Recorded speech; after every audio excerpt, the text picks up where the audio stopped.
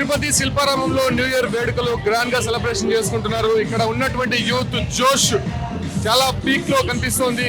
Complete గా ఇక్కడ ఉన్నటువంటి యూత్ అంతా కలిసి జబర్దస్త్ టీమ్ తో చాలా హంగామా చేస్తున్నారు. మనతో పాటు కొంతమంది అమ్మాయిలు ఉన్నారు, వాళ్ళతో మాట్లాడదాం. ఎలా సెలబ్రేషన్ చేస్తున్నారు new year? First of all అందరికీ హ్యాపీ న్యూ ఇయర్. అందరూ ఈ ఇయర్ ప్రతి ఒక్కరు కూడా చాలా హ్యాపీగా ఉండాలని కోరుకుంటున్నాను. అండ్ మేము ఏంటంటే శిల్పంతో చాలా బాగా గ్రాండ్ గా సెలబ్రేట్ చేసుకున్నాము న్యూ ఇయర్ ఈవెంట్ అయితే.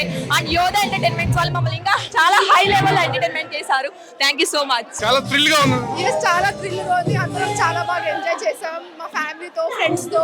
సో ప్రతి ఒక్కరికి హ్యాపీ న్యూ ఇయర్. ఈ ఇయర్ అంతా హ్యాపీగా ఉండాలని కోరుకుంటున్నారు. అందరికీ హ్యాపీ న్యూ ఇయర్ 2024. మేడం ఎలా సెలబ్రేషన్ చేసుకున్నారు?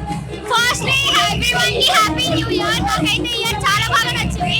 Especially this time I hope everyone are safe this year and అందరూ బాగా ఎంజాయ్ చేశారని అనుకుంటున్నాను. Everyone happy new year. First of all అందరికీ హ్యాపీ న్యూ ఇయర్. 2024 ని గ్రేట్ గా వెల్కమ్ చేద్దాం. యాక్చువల్లీ చాలా ప్రోగ్రామ్స్ జరిగాయి, చాలా ఎంజాయ్ చేస్తాం. సో ఈ ఇయర్ మేము అందరికీ చాలా గ్రేట్ గా జరగాలని కోరుకుంటున్నాం. Thank you. ఏం చెప్తారు మేడం? బాగా డాన్స్ చేశారా? Very well. This is the best new year ever I had. Happy new year. Thank you.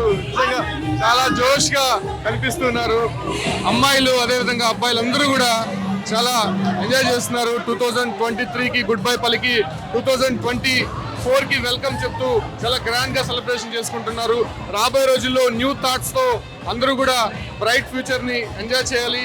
మళ్ళీ 2025 వరకు అందరూ చాలా హ్యాపీగా ఉండాలని చెప్పి కూడా తిరుపతిలోని శిల్పారామంలో ఇటువంటి ఈవెంట్ ఏర్పాటు చేసినటువంటి ఇక్కడ ఉన్నటువంటి యాజమాన్యం చాలా ఎంజాయ్ చేస్తున్నటువంటి పరిస్థితి కనిపిస్తుంది. మనం చూడొచ్చు, చిన్న పెద్ద తేడా లేకుండా చాలా మంది కూడా చాలా థ్రిల్ గా ఎంజాయ్ చేస్తున్నారు. తిరుపతిలో ఉన్నటువంటి శిల్పారామంలో కంప్లీట్ గా ఎంజాయ్ చేస్తున్నారు.